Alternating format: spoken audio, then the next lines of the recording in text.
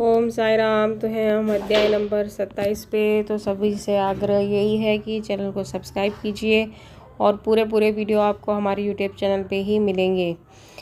तो चलिए बाबा के समक्ष आप जितने भी दुख परेशानी कष्ट इच्छाएँ जो भी दुविधाएं हैं बाबा के सामने अवश्य रखिए, तब इन कथाओं का श्रवण कीजिए। तो कल चल रही थी बात जो है भगवान ने किस प्रकार से भगवत पुराण विष्णु सहस्त्रनाम वगैरह को पढ़ने की प्रेरणा सबको दी अपने भक्तों को। श्यामा और विष्णु सहस्त्र नाम। श्यामा बाबा के अंतरंग भक्त थे, इस कारण बाबा उन्हें एक विचित्र ढंग से विष्णु सहस्त्र नाम प्रसाद रूप में देने की कृपा करना चाहते थे। तभी एक रामदासी आकर कुछ दिन शिरडी में ठहरा। ये नित्य नियमानुसार प्रातःकाल उठता और हाथ मुंह धोने के पश्चात स्नान कर भगवा वस्त्र धारण करता तथा शरीर पर भस्म लगाकर विष्णु सहस्त्र नाम का जाप किया करता था और बहुधा इन्हीं ग्रंथों को ही पढ़ा करता था। कुछ दिनों के पश्चात बाबा ने श्यामा को भी विष्णु सहस्त्र नाम से परिचित कराने का विचार कर रामदासी को अपने समीप बुलाकर उसे कहा कि मेरे उदर में अत्यंत पीड़ा हो रही है और जब तक मैं सोनमुखी का सेवन न करूँगा तब तक मेरा कष्ट दूर न होगा। तब रामदासी ने अपना पाठ स्थगित कर दिया और वह औषधि लाने बाजार चला गया।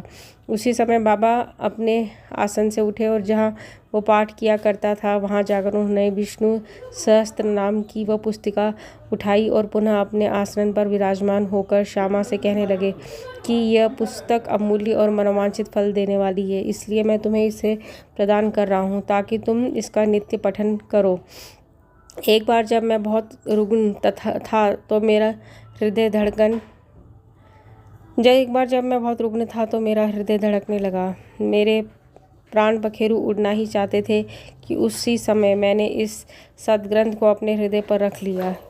कैसा सुख पहुंचाया इसने उस समय। मुझे ऐसा ही भान हुआ मानो स्वयं राम ने स्वयं ही पृथ्वी पर आकर मेरी रक्षा की। इस कारण यह ग्रंथ मैं तुम्हें दे रहा हूँ। इसे थोड़ा धीरे धीरे कम से कम 1 श्लोक प्रतिदिन अवश्य पढ़ना, जिससे तुम्हारा बहुत भला होगा। तब श्यामा कहने लगे कि मुझे इस ग्रंथ की आवश्यकता नहीं, क्योंकि इसका स्वामी रामदासी एक पागल, हट्ठी और अति क्रोधी व्यक्ति है जो व्यर्थ ही अभी आकर लड़ने को तैयार हो जाएगा। अल्प शिक्षित होने के नाते मैं संस्कृत भाषा में लिखित इस ग्रंथ को पढ़ने में भी असमर्थ हूँ। श्यामा की धारणा थी कि बाबा मेरे और रामदासी के बीच मनमुटाव करवाना चाहते हैं, इसलिए ही उन्होंने ये नाटक रचा है।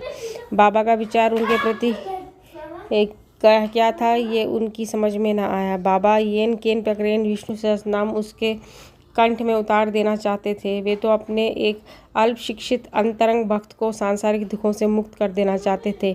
ईश्वर नाम के जाप का महत्व तो सभी को विदित ही है, जो हमें पापों से बचाकर कुवृत्तियों से हमारी रक्षा कर जन्म तथा मृत्यु के बंधन से छुड़ा देता है।